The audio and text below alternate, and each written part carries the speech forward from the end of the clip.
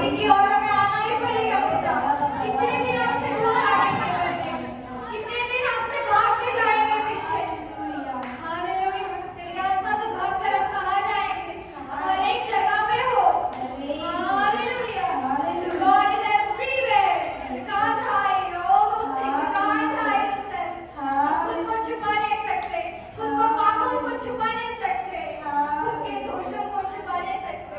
परमेश्वर हर एक स्थिति को जानते हैं, हर एक परिस्थिति को जानते हैं, हर एक बात को जानते हैं। आपने मुझे आगे पीछे घेर रखा है, अपना हाथ मेरे सिर पर रखे रहता है। तूने मुझे आगे पीछे घेर रखा है पिता, आपकी आत्मा से। जब भी मैंने बपतिस्मा ले लिया, जब मैं आपको जिंदा परमेश्वर ऐसा जब आप सबने स्वीकार किया, परमेश्वर की आत्मा आपको घेर रखा है चारों ओर।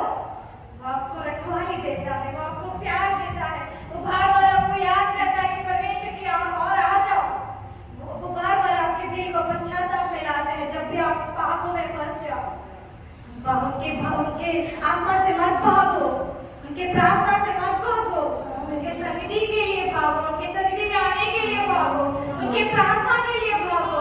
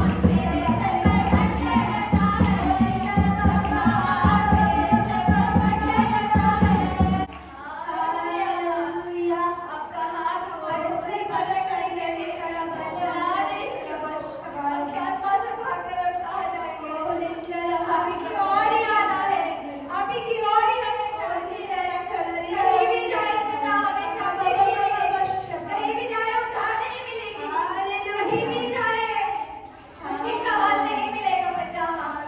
हालेलुया, तेरी आत्मा से भाग कर आप कहाँ जाएंगे? ओ हालेलुया, कहीं नहीं जाए, आपने हमें घेर लिया है बेटा।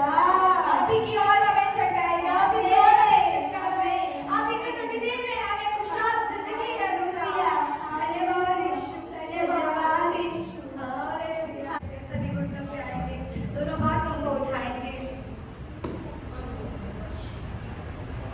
Thank you, Jesus.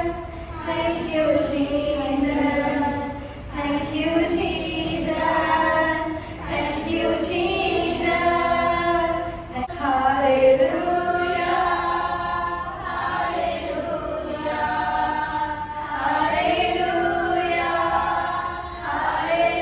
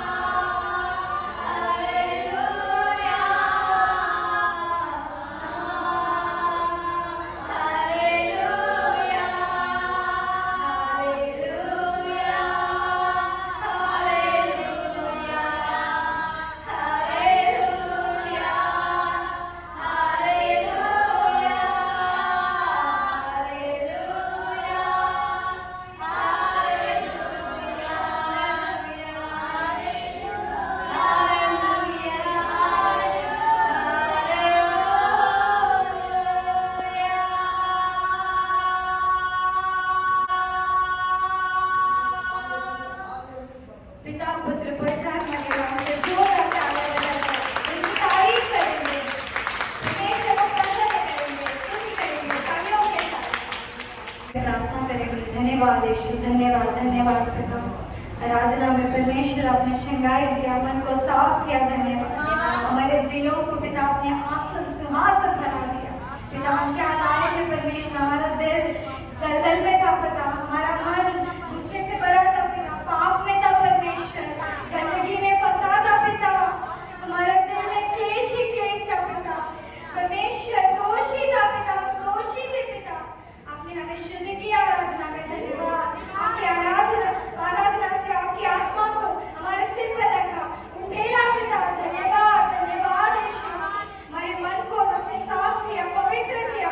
धन्यवाद यीशु, आपकी रौनक हमारे चेहरे पर पिता चमके, आप ही की खुशबू पिता हमारे मुंह से आए, हमारे बातों से आए पिता, आपकी ठेस पहुंचाने वाली बातें अपना। Hallelujah, hallelujah. पिता जिसने बात करते हैं कि हमारा भाव इतना धन्यवाद, जो बात करेंगे देश। Hallelujah, hallelujah, hallelujah. मैं तो पुस्तक में अध्याय से वचन को लेकर हम तेरे सन्निधि में आ रहे हैं, हमसे बात कीजिए, हम पर अनुग्रह कीजिए और परमेश्वर तेरे नाम में प्रभु उठाइए। यीशु के नाम में हम ये प्रार्थना मांग रहे हैं परम पिता, आमीन। हालेलुया। तो वचन ही अगुवाई करता है निर्गम पुस्तक 6वें अध्याय के 6वें वचन में, इस कारण तू इस्राएलियों से कह कि मैं यहोवा हूँ और तुमको मिस्रियों के बोझों के नीचे से निकालूंगा और उनके दासत्व से तुमको छुड़ाऊंगा और अपनी बुझा बढ़ाकर और भारी दंड देकर तुम्हें चढ़ा लूंगा। हालेलुया। फिर కాబట్టి నీవు ఇశ్రాయేలుతో ఇలాగు చెప్పుము, నేనే యెహోవాను, నేను ఐగుప్తీయులు మోయించు బరువుల క్రింద నుండి మిమ్మును వెలుపలికి రప్పించి వారి దాసత్వంలో నుండి మిమ్మల్ని విడిపించి నా బాహువు చాపి గొప్ప తీర్పులు తీర్చి మిమ్మల్ని విడిపించి కింద వాక్యం చెప్తుంది, మిమ్మల్ని నాకు ప్రజలుగా చేర్చుకొని మీకు దేవుడనే ఉండును. హల్లెలూయా, హల్లెలూయా, హల్లెलूया। निशाल वचन भाई करता है कि इस कारण तो इस्राएल से कहे कि मैं यहोवा हूँ और तुमको मिस्रियों के बोझों के नीचे से निकालूंगा और उनके दास्यत्व से तुमको छुड़ा लूंगा और अपनी बुझा बढ़ाकर और भारी दंड देकर तुम्हें छुड़ा लूंगा। हालेलुया।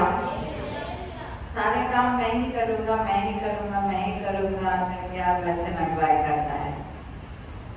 तो इसलिए एक वचन में लिखा हुआ है, पढ़िए 37 भजन संहिता के 5वें वचन में 37 కీర్తన 5వ వచనంలో अपने मार्ग की चिंता यहोवा पर छोड़ और उस पर भरोसा रख, वही पूरा करेगा। हालेलुया। 37వ కీర్తన 5వ వచనం, మార్గము యెహోవాకు అప్పగింపుము, నీ మార్గములు యెహోవాకు అప్పగింపుము, నీవు ఆయనను నమ్ముకొనుము, నీవు ఆయనను నమ్ముకొనుము, ఆయన నీ కార్యము నెరవేర్చును, ఆయన నీ కార్యమును నెరవేర్చును। हालेलुया। अपने मार्ग की चिंता यहोवा पर छोड़ और उस पर भरोसा रख, वह पूरी करेगा या वह तुम्हारे कार्यों को सफल करेगा। हालेलुया। तो जिस तरह अभी हमने पहला निर्गम पुस्तक के 6वें अध्याय के 6वें वचन में पढ़ा है कि मैं ही तुम्हें छुड़ाऊंगा, मैं ही तुम्हें बोझों से निकालूंगा, मैं ही तुम्हारे बोझों को हल्का करूंगा और मैं ही दर्शन देकर या बुझा बढ़ाकर और भारी दंड देकर तुम्हें छुड़ा लूंगा। भारी दंड हमें नहीं, भारी दंड जो हमें बोझ से दबे हुए हैं या जिनके बोझ से हम दबे हुए हैं, उससे भारी दंड देकर हमें छुड़ा लेंगे। हालेलुया। जैसे भी दास्यत्व से या जैसे भी दबाव में है, आज वचन अगुवाई करता है कि परमेश्वर आप ही हमें छुड़ा देंगे, आप ही हमें निकालेंगे, आप ही हमें अपने हाथ बढ़ाकर हमें छुड़ाएंगे। Hallelujah, hallelujah. तो निश्चय फिर 37 भजन संहिता 5 वचन में लिखा हुआ है कि अपने मार्ग की चिंता, या हम कैसे चले, हम कैसे रहे, या फिर कैसे फिर हम अपने बोझों को उठा, या कैसे फिर हमें चलना है जिसके द्वारा हम छुड़ा दिए जाएंगे, निकाल दिए जाएंगे, या फिर भारी दंड परमेश्वर की ओर से हमारे शत्रु पाकर या फिर शैतान पाकर फिर हम लोग आजाद हो जाएंगे। हालेलुया।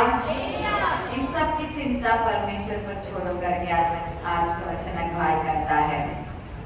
हालेलुया।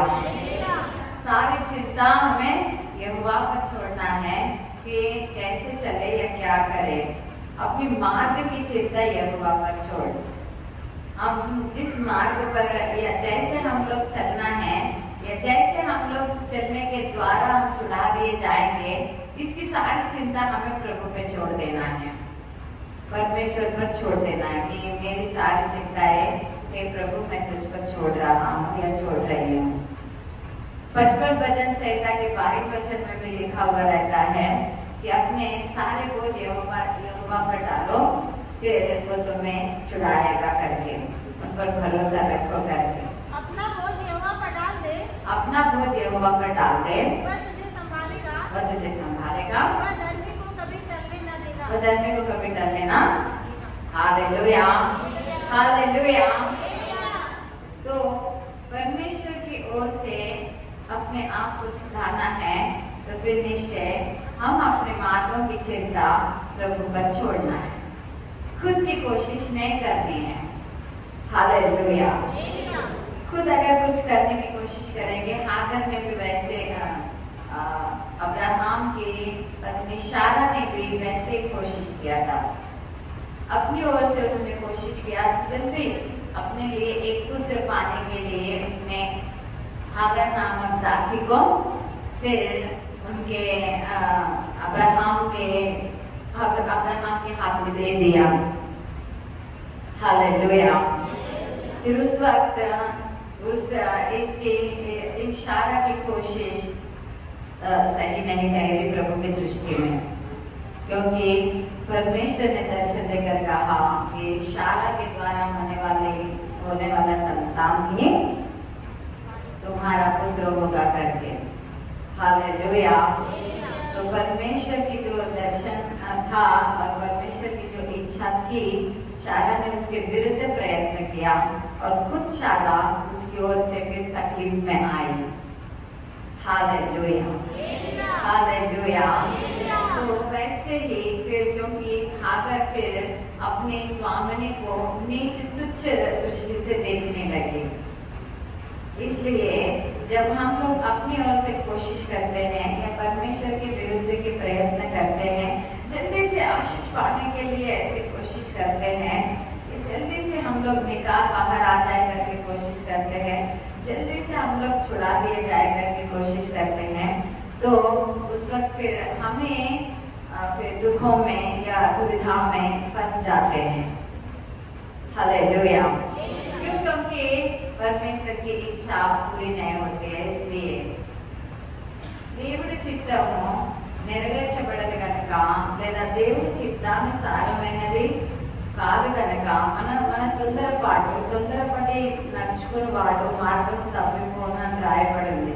అందుకే ఇప్పుడు మనం జరుగుతున్నాం, మీ మార్గంలన్నీ యెహోవాకు అప్పగింపము అని. తొందరపడి నడిచేవాడు మార్గం తప్పిపోను, దారి తప్పును అని రాయబడి ఉంటుంది. 19 సామెతల గ్రంథం 19వ అధ్యాయం 2వ వచనంలో. హల్లెలూయా, హల్లెలూయా. మనం తొందరపడి ఆశీర్వదించబడాలని, తొందరపడి బయటికి రావాలని. కాబట్టి నీవు ఇశ్రాయేలుతో ఇలా చెప్పుము, నేను యెహోవాను, నేను ఐగుప్తీయులు మోయించు బరువుల క్రింద నుండి మిమ్మల్ని వెలుపలికి రప్పించి, వారి దాసత్వంలో నుండి మిమ్మల్ని విడిపించి, నా బాహు చాపి గొప్ప తీర్పులు తీర్చి మిమ్మల్ని విడిపించి మీకు దేవుడనే ఉందును అని ఆయన ప్రణాళిక. ఆయనే విడిపిస్తానని, ఆయనే తప్పిస్తానని, ఆయనే బయటికి రప్పిస్తానని ఆయన వాగ్దానము చేస్తున్నాడు. అయితే మన మార్గములన్నీ ఆయనకు అప్పగించక, మన ప్రయత్నాలన్నీ మనము తొందరగా విడిపించబడాలని, తొందరగా రప్పించబడాలని, తొందరగా ఆశీర్వదించబడాలని హాగరును ఎలాగా శారా అబ్రహాం చేతికి అందించిందో, అప్పుడు అప్పుడు శారానే హాగరు దృష్టికి నీచమైన దాయనో, అలాగా నిశ్చయంగా మనం మన సొంత ప్రయత్నాలు చేసినప్పుడు నిజంగా నీచ దృష్టికి గురైపోతాం. హల్లెలూయా, హల్లెలూయా. చూసేవారు నిజంగా నీచంగా చూస్తారేమో, నిజంగా వారికి చాలా చిన్న చూపు వాళ్ళు చూడటం మొదలు పెడతారు. కారణం మన సొంత ప్రయత్నం చేసాం కనుక, లేదా సొంత ఆలోచన కలిగి నడుచుకున్నాం కనుక. అందుకే ఈరోజు వాక్యం స్పష్టంగా తెలియజేస్తుంది, మీ భారం అంతా యెహోవా మీద మోపుడి అని. హల్లెలూయా. సామెతల గ్రంథం 16వ అధ్యాయం 3వ వచనంలో కూడా చాలా చక్కటి వాక్యం రాయబడి ఉంది. ఏమని? ఇదిగో మీ భారం యెహోవా మీద మోపుము, అప్పుడు మీ విద్వేషములు సఫలమగును అని. नीति वचन 16 अध्याय और वचन 3 में बहुत स्पष्ट अगुवाई किया गया है कि अपने सारे मार्ग यहोवा पर छोड़े, फिर तब हमारी कल्पनाएं सच हो जाएंगी। अपने कामों की बोझ को यहोवा पर डाल दो, इससे तेरी कल्पनाएं सिद्ध होंगी। अपने सारे कामों के बोझ को हमें यहोवा पर डालना है, अपने सारे मार्ग यहोवा पर छोड़ना है, अपने सारे बोझ यहोवा पर रखना है। हालेलुया। यानी निश्चय सिंपल हमें बस भरोसा रखते हुए चलना है। उन्हें पता है ना कि समय हो रहा है करके। हालेलुया। उन्हें पता है ना कि हम लोग बहुत दिन से इंतजार कर रहे हैं करके। उन्हें पता है ना कि हम थक गए हैं करके। उन्हें पता है ना कि हम बहुत उस जिस आशीर्वाद के लिए हम प्रार्थना कर रहे हैं उससे हम हर दिन परमेश्वर की सन्निधि में रख रहे हैं करके।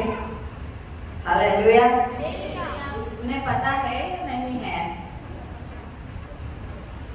लेकिन फिर भी हमें उन सारे चीजों को परमेश्वर पर रखना है, यानी अपने सारे बोझ यहोवा पर रखना है, यानी हमें प्रार्थना करना है, हर चीज के लिए प्रार्थना करना है, हर चीज के लिए विनती करना है, हर चीज के लिए हमें परमेश्वर की सन्निधि में याचना करना है। फिलिपियों की पत्री 4:7 कि चिंता मत करो, लेकिन हर विषय में धन्यवाद के सहित अपने सारे बोझ और प्रार्थना सहित, धन्यवाद सहित, याचना सहित परमेश्वर की सन्निधि में रखो करके लिखा हुआ रहता है।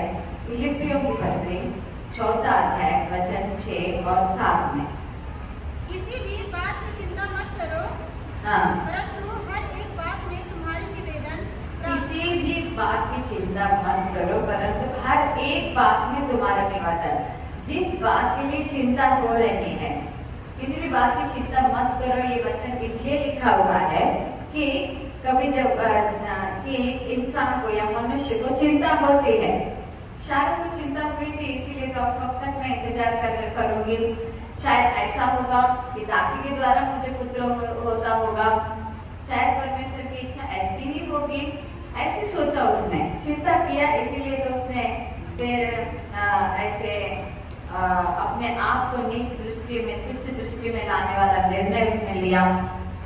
Hallelujah, hallelujah. किसी भी बात की चिंता मत करो, परंतु हर एक बात में, जिस बात में चिंता हो रही है उस बात में तुम्हारे निवेदन, प्रार्थना और विनती के द्वारा धन्यवाद के साथ परमेश्वर के सम्मुख उपस्थित किए जाए। सब कुछ प्रभु की सन्निधि में उपस्थित किए जाए, इसी को बोलते हैं अपने सारे बोझ यहोवा पर डालना, यानी निवेदन, प्रार्थना, विनती और धन्यवाद, इन सब को करना ही परमेश्वर पर बोझ रखना रहता है, प्रभु पे बोझ डालना रहता है। हालेलुया। अपने मार्ग यहोवा पर छोड़ना, यानी हर विषय में, किसी भी बात के, हर एक बात में तुम्हारे निवेदन, प्रार्थना, विनती और धन्यवाद प्रभु के सम्मुख उपस्थित किए जाए। उनके सम्मुख रखो, जिस बात में चिंता हो रही है उस बात को प्रभु के सम्मुख में रखो, जिस बात में डर आ रहा है उस बात को प्रभु के सम्मुख रखो, जिस बात में देरी हो रही है ऐसा हमें लग रहा है उस बात को प्रभु के सम्मुख रखो।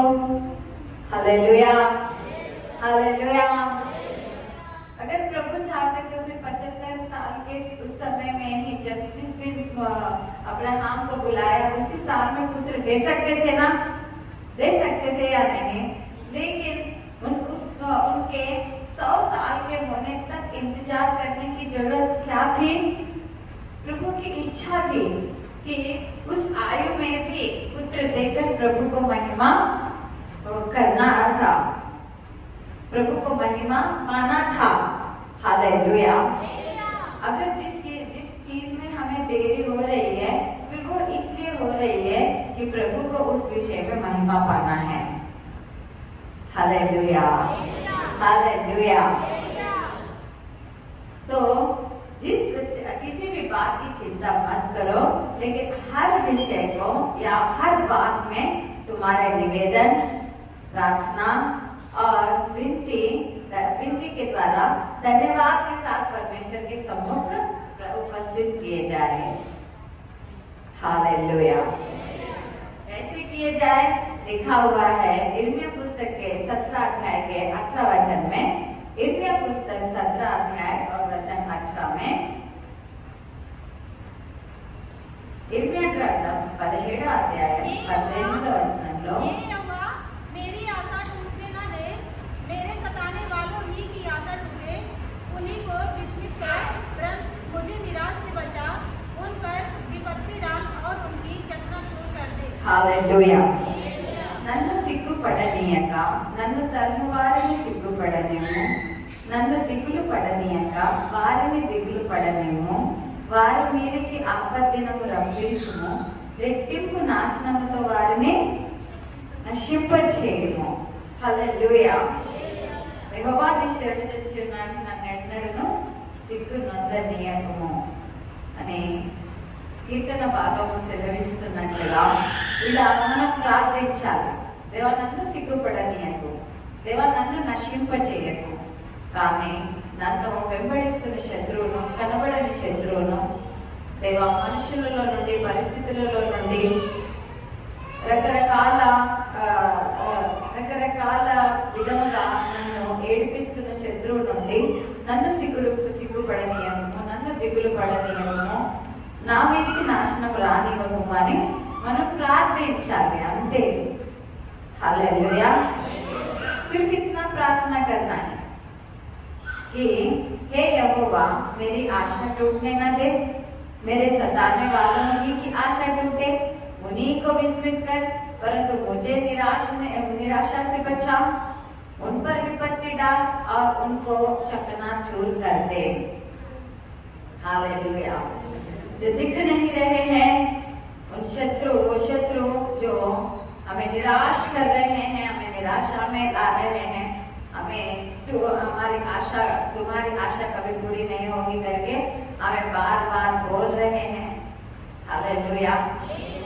और हमें निराशा में चला रहे हैं और हम लोग नाश होने वाले हैं करके हमें जो डर ला रहा है, उस दुष्ट शैतान जो दिखते नहीं है और जो दिखने वालों में रहकर हम पर वार कर रहे हैं, उन्हीं को विस्मित कर, उन्हीं को निराश कर, उन्हीं की आशा टूटने पाए करके हमें ये प्रार्थना, ये निवेदन, ये याचना धन्यवाद के सहित प्रभु के सम्मुख रखना है। Hallelujah. Hallelujah.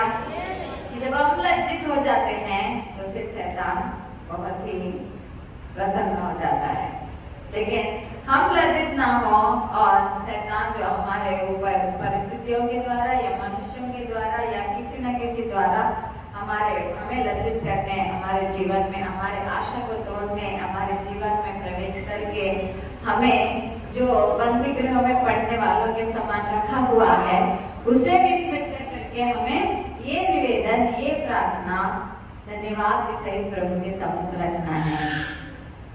Hallelujah. Hallelujah. Hallelujah. ఇది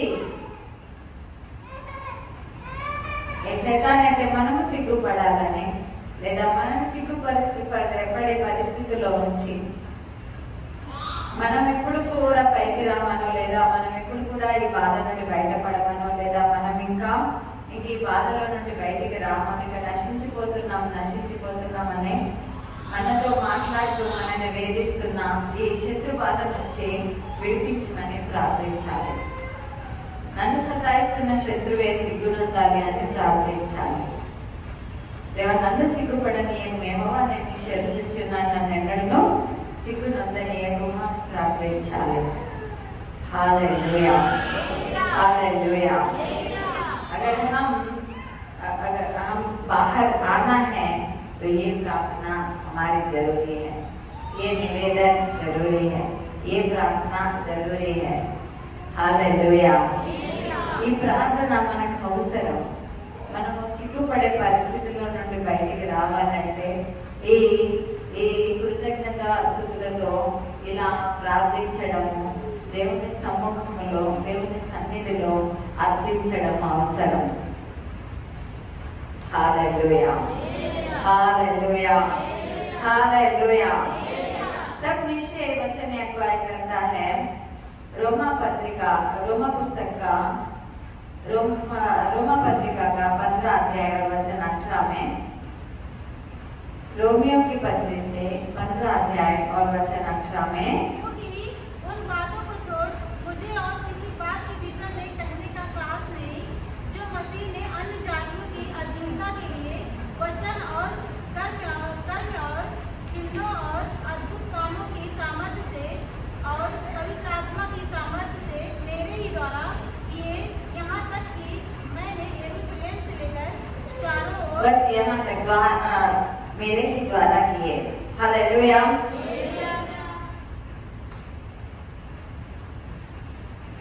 ఏలగనగా అన్యజనులు విధేయులగునట్లు వాక్యము చేతను, క్రియ చేతను, గురుతుల బలము చేతను, మహత్కార్యముల బలము చేతను, పరిశుద్ధాత్మ బలము చేతను, క్రీస్తు నా ద్వారా చేయించిన వాటిని గురించే గాని మరి దేనిని గురించి మాట్లాడ తెగింపను. హల్లెలూయా, హల్లెలూయా. నిజంగా విడుదల అనుభవించాలి అంటే ఇక్కడ వాక్యం స్పష్టంగా తెలియజేస్తుంది ఏంటి? ఎలాగనగా అన్యజనులు విధేయులగునట్లు ముందైతే వాక్యము చేత మాట్లాడటం. అన్యజనులు మనం కూడా అన్యులుగా ఉన్నప్పుడు మనల్ని కూడా ఎలాగా మన నాయకులు వాక్యం ద్వారా ప్రభు దగ్గరికి తీసుకొని వచ్చారు, వాక్యం ద్వారా మనకు తెలియజేశారు. ఎలాగనగా అన్యజనులు విధేయులగునట్లు వాక్యము చేతను, క్రియ చేతను అనగా మనం వారి కొరకు ప్రార్థించడము, లేదా వారి కొరకు సమయం ఇవ్వడము, లేదా వారి విషయంలో పట్టించుకోవడము, ఏదో ఒక క్రియ మనం జరిగించినప్పుడు వారు ప్రభు వైపు ఆకర్షింపబడాలి. వాక్యము చేతను, క్రియ చేతను, గురుతుల బలము చేతను. హల్లెలూయా. అనగా మనము చిహ్నాల బలము. ఒకవేళ నిశ్చయంగా దేవా ఇది నీ చిహ్నమైతే ఇది నాకు చిహ్నం చూపించు అని మనం దేవుని దగ్గర చిహ్నం అడిగి నడుచుకోవడం. హల్లెలూయా. ఇక్కడ శుక్రవారము మనం భోజనాలు పెడతాం కదా, దాని గురించి నేను దేవుని దగ్గర చిహ్నం అడిగాను. అందరి దగ్గర ఆదివారం ఉంటుందంట, దేవాన్ని మేము ఇక్కడ శుక్రవారం పెట్టాలని తెలియజేసాము. మరి ఒకవేళ ఇది నీ చిత్తం అయితే ఇదిగో ఇలాగ జరగాలి అనగా ఈ నెలలో ఇంకెవరో భోజనాల విషయంలో సమర్పించుకోవాలి అని నేను దేవుని దగ్గర చిహ్నం అడిగాను. అప్పుడు ఆ నెలలో 2 సమర్పించుకున్నారు. ఇప్పుడు అది దేవుని చిత్తమా కాదా? దేవుని చిత్తమా కాదా? హల్లెలూయా. మళ్ళీ తర్వాత మళ్ళీ ఇంకో నెలలో కూడా ప్రభు ఇంకొకసారి ఒకవేళ నీ కటాక్షం నా మీద ఉన్నట్లయితే ఇప్పుడు నాకు ఈ నెలలో కూడా ఎవరైనా భోజనాల విషయంలో సమర్పించుకోవాలనుకుంటే నేను ఖచ్చితంగా శుక్రవారము ఇక్కడ భోజనాల విషయంలో నువ్వు నీ చిత్తమైందని ఇదిగో నేను నమ్ముతానని మళ్ళీ చిహ్నం అడిగినప్పుడు మళ్ళీ దేవుడు తెలియజేశాడు. మళ్ళీ ఆ నెలలో 3 సమర్పించుకున్నాడు. హల్లెలూయా. గుర్తుల బలం. అప్పుడు నాకు ఇంకా అప్పటి నుండి ఇప్పటిదాకా ఇంకా శుక్రవారం భోజనాల విషయంలో నాకు ఇంకా అసలే వెనకాడు. హల్లెలూయా, హల్లెలూయా. నా సొంత ఇష్టం కాదు కానీ ఇది దేవుని చిత్తము అని. क्योंकि लिखा हुआ है, क्योंकि उन बातों को छोड़ मुझे और किसी बात के विषय में कहने का याद नहीं। हमें क्या क्या कहना है, यानी किस बात को बताने की याद रखना है या हिम्मत रखना है। तो फिर लिखा हुआ है, जो मसीह ने अन्य जातियों की आधीनता के लिए वचन और कर्म, पहले तो अन्य जातियों को यानी हम जब अन्य जाति थे तो फिर हम प्रभु के यानी मसीह के आधीन में आए। तो पहले हम वचन के द्वारा आए, वचन ही सुनाया गया ना हमें। हालेलुया। तुम्हें भी और मुझे भी वचन ही सुनाना है। तो वचन के द्वारा और कर्म के द्वारा यानी उनके विषय में प्रार्थना करके, उनके विषय में हमें प्रभु में चलाकर, उनको समय देकर, उनको बताकर, उनको जताकर, उनको समझाकर। हालेलुया। उनके विषय में प्रार्थना करें और फिर चिन्हों के द्वारा जब हमें कुछ समझ में नहीं आता है तो फिर हमें चिन्ह मांगना चाहिए कि अगर प्रभु तेरी मर्जी है तो फिर ये चिन्ह मुझे दिखा, इस तरह के चिन्ह मुझे बता, इस तरह के चिन्ह मुझे दिखा करके। Hallelujah, hallelujah. जब वो चिन्ह या मुझे वचनों के द्वारा बता, कोई ना कोई चिन्ह या किसी व्यक्ति के द्वारा मुझे चिन्ह दिखा। Hallelujah, hallelujah. कि क्योंकि तेरी तेरी इच्छा जो है उसमें मेरी मर्जी न रहे, क्योंकि मैं आशीष को पाने के लालच में मैं अपनी इच्छा ना पूरी करूं या अपने मन मर्जी से ना चलूं, इसके लिए हमें चिन्ह माननी चाहिए। जब चिन्ह हम लोग मानते हैं ना कोई चिन्ह, जब गिद्योन ने मांगा, गिद्योन ने क्या कहा, अगर मैं लड़ूं मिद्यानियों के खिलाफ, मैं लड़ूं, ये अगर तेरी मर्जी है तो फिर इस जमीन को सूखा रख और पेड़ की खाल को गीला कर। तो वो तो असंभव था, लेकिन जैसे सुबह देखा तो फिर ओस के बिंदु से ये वो जो खाल थी वो गीली थी, और उसे उठा के देखा तो फिर नीचे जमीन एकदम सूखी थी। हालेलुया। फिर भी एक और चिन्ह मांगा कि हे परमेश्वर, अगर तेरा दया मुझ पे है तो और तेरा अनुग्रह मुझ पे है। एक और चिन्ह दिखा कि जमीन गीली रहे इस बार और खाल सूखी रहे। फिर वो तो कोई संभव कार्य तो था नहीं, स्पंज की तरह है खाल, फिर थोड़ी ना वो गीली रहेगी और जमीन सूखी रहेगी, और वो सूखा रहेगा जमीन गीली रहेगी। हालेलुया। सुबह देखा तो खाल स्पंज की तरह, वो जो खाल थी वो पूरी तरह से एकदम कड़क सूखी हुई थी और नीचे की जमीन पूरी गीली थी। फिर उससे गिदोन को हिम्मत आया।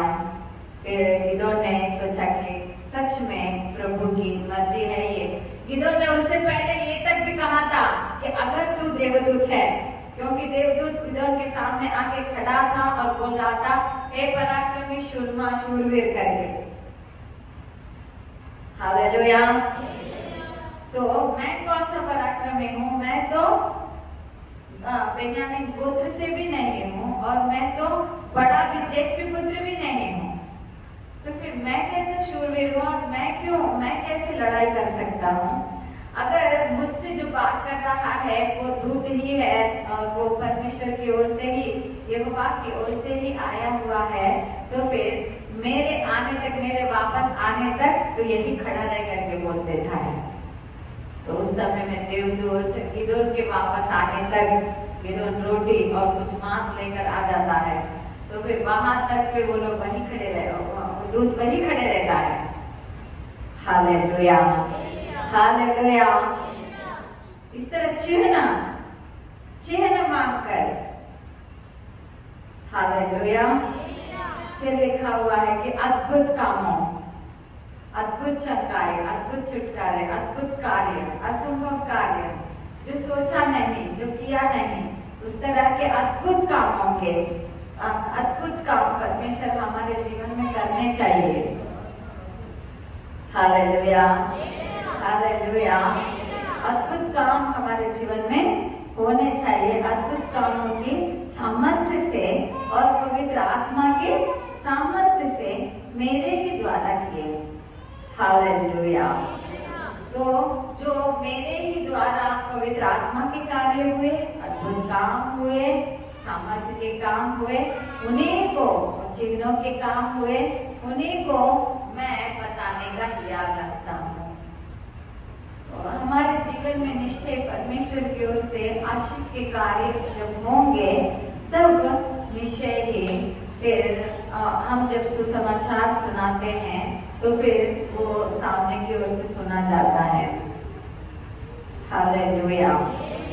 अगर हमारे जीवन में आशीष की कमी रहती है तो फिर हमारे सुसमाचार फिर निश्चय ही शायद ही कार्य नहीं करते हैं। इसलिए हमारे जीवन में आशीष बहुत जरूरी है।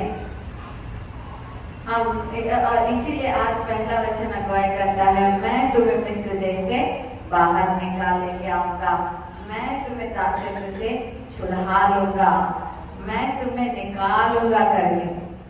Hallelujah, hallelujah. तो अपने सारे बोझ यहोवा पर डालकर हमें प्रार्थना, निवेदन, याचना करते रहना है, वो भी धन्यवाद के साथ। हर नुकसान के लिए धन्यवाद और हर फायदे के लिए धन्यवाद, हर उठने के लिए धन्यवाद, हर बैठने के लिए धन्यवाद, हर दिन के लिए धन्यवाद, हर समय के लिए धन्यवाद, हर चीज के लिए हमें धन्यवाद करना है। हालेलुया। और वो भी ऐसे सिर्फ ओठों से नहीं, सच में दिल से धन्यवाद होने चाहिए।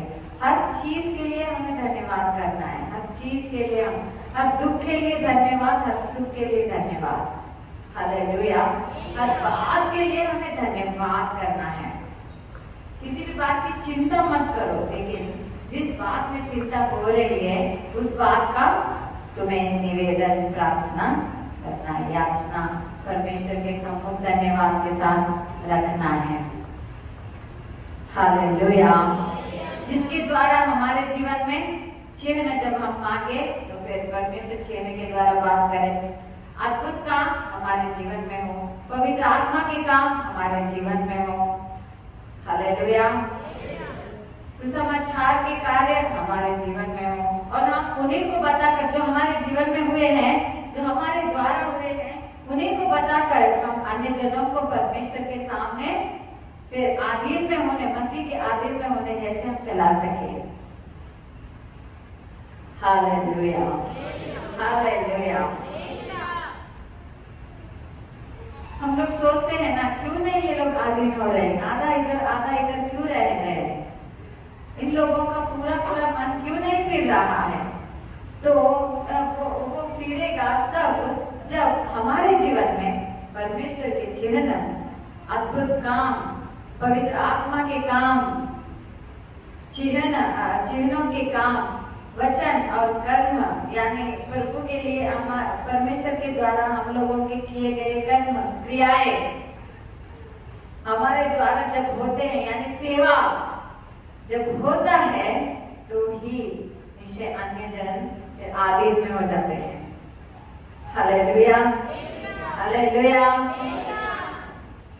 అన్ని జనులు ఆధీనంలోనికి అనగా అన్య జనులు విధేయులు కావాలి అంటే దేవుని కార్యాలు మన జీవితంలో జరిగి ఉండాలి.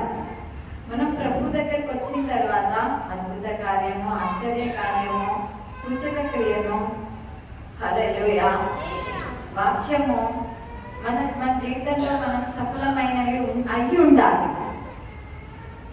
వాటి గురించి ప్రకటించాలి. హల్లెలూయా. అప్పుడు నువ్వు చెప్పే అన్య జనులు విధేయులవుతారు. నువ్వు చెప్పే సువార్తకు ఎదుటి వాళ్ళు విధేయులవుతారు. వాళ్ళు చాలా కష్టాల్లో ఉన్నారు. నువ్వు ఆ కష్టం నుంచి బయటపడిన చిహ్నము, సూచక క్రియను, అద్భుత కార్యము, అద్భుతంగా ఆ విషయంలో బయటపడము, లేదా పరిశుద్ధాత్మ ద్వారా నువ్వు నీ జీవితంలో కార్యం జరగడము ఏదో ఒకటైతే అయి ఉండాలి. ఈ వాక్యం నా జీవితంలో నేను ఇది వినంగానే సఫలమైంది అనే వాక్యము అది మన జీవితంలో జరిగి ఉండాలి. హల్లెలూయా. హల్లెలూయా. హల్లెలూయా. సాక్ష్యం కూడా విన్నామంటే నిజంగా అది మన జీవితంలో మనం నమ్మినట్లయితే మన జీవితంలో అది నిజంగా కార్యం జరిగించింది. నేను ఎవరో తీసుకొచ్చిన క్యాసెట్ నేను విన్నాను. किसी का आया हुआ कैसेट मैंने सुना कि जो अबॉर्टेड बेबीज रहते हैं वो फिर स्वर्ग राज्य में प्रभु के यहाँ पर रहते हैं. छू थॉमस जो चाइना के जो चाइना में मानी हुई स्त्री, वो कौन से दिन ईस्टर संडे के दिन पवित्र आत्मा पाई थी. ईस्टर संडे होता है ना, हालेलुया. गुड फ्राइडे के बाद में जो संडे आता है ना, उसको ईस्टर संडे बोला जाता है.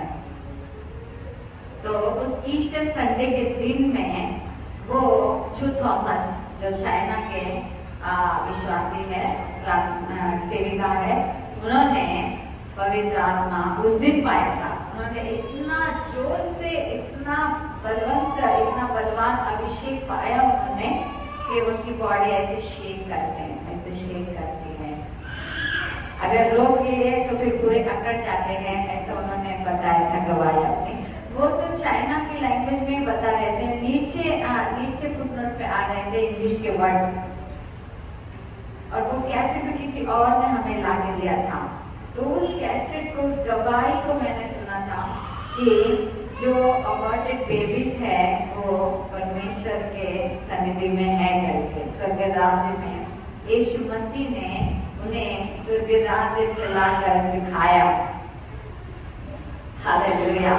क्योंकि वो हर दिन जैसे ही 12 बजता था, यानी दो जो घड़ी के कांटे रहते हैं ना, जो दो जब जुड़ जाते थे तो फिर ये पवित्र आत्मा के द्वारा ऊपर चले जाते थे। कई बार उन्हें 17 बार उन्हें स्वर्ग राज्य में लेके गया, पवित्र आत्मा के द्वारा स्वर्ग राज्य में गए। तो उस समय में उन्होंने ये देखा कि जो अबॉर्शन किए गए बेबीज हैं वो प्रभु के पास है। तो इन्होंने पूछा कि इनका क्या किया जाए। तो फिर उन्होंने बोला कि अगर इनकी मदर, इनकी माँ मन फिर आएगी तो मैं वापस दे दूंगा। तो उसी समय में मैंने मान लिया था कि प्रभु, मैंने भी वही किया। प्रभु, अगर मेरा लड़का, मुझे पता था कि मैंने जिसको अपॉइंट किया वो लड़का था, मेरा लड़का आपके पास है, अगर आप यदि विश्वास करते हो कि मैंने मन फिराया है, कोई विश्वास करे ना करे, अगर आप विश्वास करते हो कि मैंने मन फिराया है, मुझे वापस करो। Hallelujah, hallelujah. परमेश्वर ने निश्चय मुझे वापस दे दिया। अद्भुत कार्य। मैंने वो प्रार्थना कर, और वो भी मैं झुक के ऐसे सर पे पल्लू डाल के या फिर हाथ जोड़ के या उधर घुटना टेक के, मैंने कुछ नहीं किया वैसा। सिर्फ मन में उसी समय में दिल से प्रार्थना कर लिया और परमेश्वर ने उस प्रार्थना को ग्रहण कर लिया। मेरी प्रार्थना तुझे ग्रहण योग्य ठहरे करके रहता है 19 वचन संहिता के 14 वचन में, कि मेरी प्रार्थना तुझे ग्रहण योग्य ठहरे। अगर हमारी प्रार्थना परमेश्वर के ग्रहण योग्य, उसकी इच्छा के अनुसार रहेगा, तो हम लोग जब मन में भी सोचते हैं तो फिर वो पूरा हो जाता है। और मैं भूल भी गई थी और मुझे परमेश्वर ने दे दिया। Hallelujah, hallelujah. परमेश्वर उस तरह हमें असंभव कार्य, यानी जो सोचा भी नहीं, उस तरह जब हमारे जीवन में कार्य करते हैं तो अन्य जन कई प्रभु के आगे में आ जाते हैं। और इस गवाही को सुनकर इस चर्च में भी 3-4 लोग अपने लिए पा लिए, अपने लिए संतान पा लिए। इस चर्च में नहीं, कई और दूसरी जगहों में भी फिर इस गवाही को सुनकर वो लोग भी अपने पुत्र को पा लिए। हालेलुया, अपने संतान को पा लिए। तो निश्चय अद्भुत काम, पवित्र आत्मा के काम, चिन्ह और फिर कर्म और वचन जब हमारे जीवन में कार्य करते हैं तो फिर अन्य जन आधीन में आ जाते हैं। उनको आधीन में लाने के लिए उनको सुबह से लेकर शाम तक उनको बता कर समझा कर जता कर करने की जरूरत नहीं रहती है। जब हमारे जीवन में परमेश्वर के पवित्र आत्मा के कार्य रहते हैं तो उनको अन्य जन आधीन में, मसीह के आधीन में हो जाते हैं।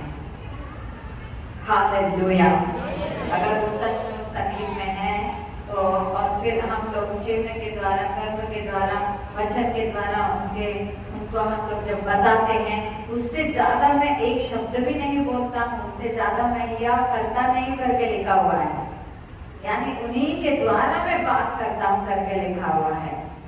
हालेलुया। जब उन्हीं के द्वारा हम बात करते हैं, उन्हीं को जब हम लोग समझाते हैं, वो जो हमारे जीवन में हुए हैं उन्हीं को जब हम लोग सिखाते हैं, तो फिर निश्चय अगर वो लोग उस तकलीफ में हैं तो वो मसीह के अधीन में आ जाते हैं।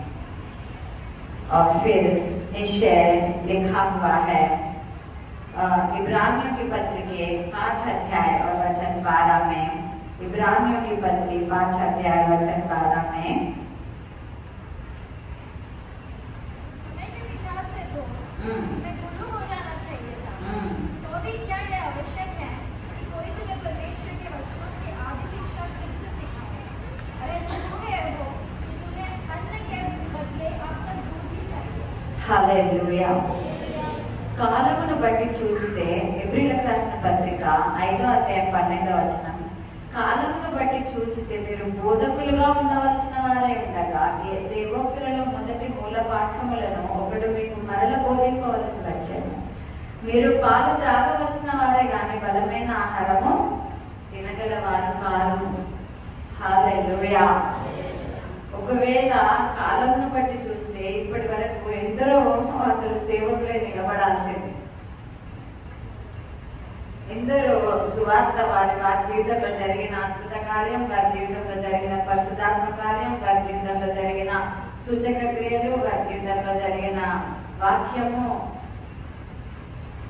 వారి జీవితంలో జరిగిన గురుతుల బలాలతో అసలు ఎందరో బోధకులై ఉండాల్సిందే.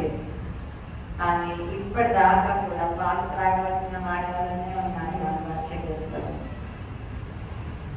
ఇప్పుడు కూడా ఇంకా ఐగుప్తు దాస్యత్వంలోనే ఉన్నట్టుగా, ఇంకా ఐగుప్తు దాస్యత్వంలోనే ఇరుకునబడి ఉన్నట్టుగానే ఉంది అని వాక్యం చెప్తారు. Hallelujah, hallelujah. अगर समय के अनुसार देखा जाए तो फिर अब यहाँ पर बहुत सारे लोग सेवक हो जाना चाहिए।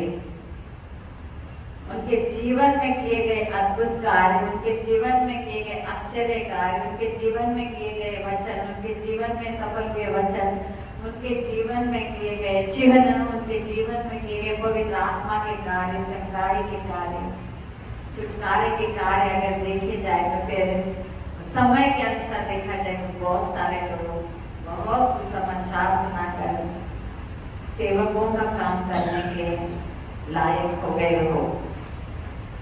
लेकिन अभी भी सिर्फ दूध पीने वाले बच्चों के समान, यानी जो पहले पहले प्रभु में आते हैं उनके समान अब फिर से सिखाना पड़ रहा है। हालेलुया। ऐसा करो, वैसा करो, ऐसा मत करो, वैसा मत करो, ये करो, वो करो करके। हालेलुया। तुम ऐसे रहो, तुम ऐसे बैठो, तुम ऐसे उठो, तुम ऐसे प्रार्थना करो, तुम ऐसे सुसमाचार सुनाने जाओ, ये सब सिखाना पड़ रहा है। Hallelujah, hallelujah. लेकिन समय के अनुसार अगर देखेंगे तो फिर बहुत सारे यहाँ पर हैं जो परिवार सेवा करना चाहिए था। अभी तक सुसमाचार के कार्य इतने बलवान रीति से होना चाहिए था कि कोई रोक ना पाए। ఆపలేనంతటి సువార్త అసలు జరగాల్సింది, బలంగా సేవ చేయాల్సింది, బలమైన ఆహారం తినాల్సింది. కానీ ఇప్పుడు కూడా పాలే కావాలి అని మారం చేస్తున్నట్టుగా ఉన్నారు అని వాక్యం సెలవిస్తుంది. Hallelujah, hallelujah. बस अपने ही काम, अपने ही काम, अपने ही घर के पीछे, अपने ही कामों के पीछे, अपने ही सुबह से लेकर शाम तक अपने ही कामों के पीछे चलकर सुसमाचार के कार्य रोक कर अपने जीवन में होने वाले परमेश्वर के कार्यों को रोके रखना ही दूध पीने वाले बच्चों के समान रहना है। Hallelujah, hallelujah. समय के विचार से तो तुम्हें गुरु हो जाना चाहिए था, तो भी क्या यह आवश्यक है, ये आवश्यक है कि कोई तुम्हें परमेश्वर के वचनों की आदि शिक्षा फिर से सिखाए। और ऐसे हो गए हो कि तुम्हें अन्न के बदले अब तक दूध ही चाहिए। अन्न नहीं खाना है, हालेलुया। दूध से ही पेट भर लेना है। బలమైన ఆహారం తినొద్దా, పాలు తాగే పిల్లల వల్లనే ఉండాలా, బోధకులుగా బోధించవలసి, సేవకులుగా సేవ చేసి, సువార్థకులుగా సువార్త చేసి, ప్రవక్తులుగా ప్రవచించి, ఉపదేశకులుగా ఉపదేశించే కాలం వచ్చినప్పటికీ ఇంకా కేవలం పిల్లలమై సండే స్కూల్లో కూర్చుందామనే కాలతోటి అన్నం తక్కువగా ఉంది. అందులో కూర్చుండబెట్టి కూడా మేము కూర్చుంటాం ఎప్పుడు అనేటట్లుగా ఉన్నారు. Hallelujah, hallelujah. संडे स्कूल में जाके बैठो बोला तो भी हाँ हम लोग जाके बैठेंगे, उसमें तो कोई चिंता नहीं रहेगी। ऐसे बोलने वाले भी है अभी। हालेलुया। निश्चय के समय के अनुसार तुम लोग इतने दिन से माने हुए हो या इतने दिन से प्रभु में आए हो, अगर ऐसा देखा जाए तो फिर बहुत सारे लोग सेवक बन के उभर चुके होते अब तक, ऐसा होना था। हालेलुया। लेकिन अभी तक भी मिस्र के अधीन में, अभी तक भी उस दासत्व के अधीन में, पता नहीं किस चीज के दासत्व में लगे हो। परमेश्वर के दासी और परमेश्वर के दास बन के रहना है, लेकिन और किस चीज के मिस्र के दासी और मिस्र के दास बन के रहे हुए हैं। लेकिन आज वचन अगुवाई करता है, मैं तुम्हें छुड़ाऊंगा, मैं तुम्हें निकालूंगा, मैं तुम्हें बाहर चलाऊंगा। उसके लिए तुम्हें प्रार्थना करना है। Hallelujah, hallelujah. करोगे या नहीं? करोगे या नहीं? करोगे या नहीं? Hallelujah, hallelujah. कुलस्सियों की पत्री चौथे अध्याय के वचन 2 में लिखा हुआ है। कुलस्सियों की पत्री चौथा अध्याय और वचन 2 में, प्रार्थना में लगे रहो और धन्यवाद के साथ उसमें जागृत रहो। फिर से यही वचन आया है कुलस्सियों की पत्री चौथा अध्याय दूसरे वचन में भी, कि प्रार्थना में लगे रहो और धन्यवाद के साथ उसमें जागृत रहो। जागृत रहो, सोए मत रहो, पड़े मत रहो, आलसी मत बने रहो, लेकिन जागृत रहो और प्रार्थना में लगे रहो। हालेलुया।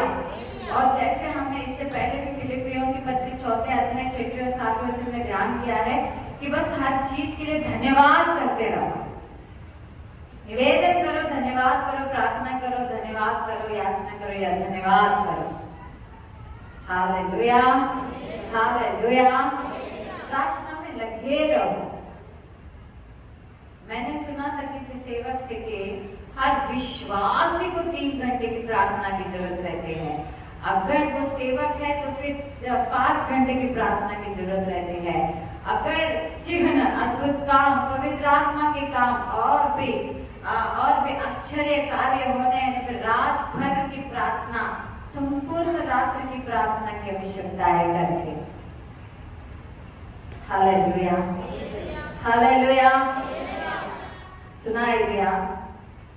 हर विश्वासी को कितने घंटे की? 3 घंटे। किसी ने 2 बोला यार?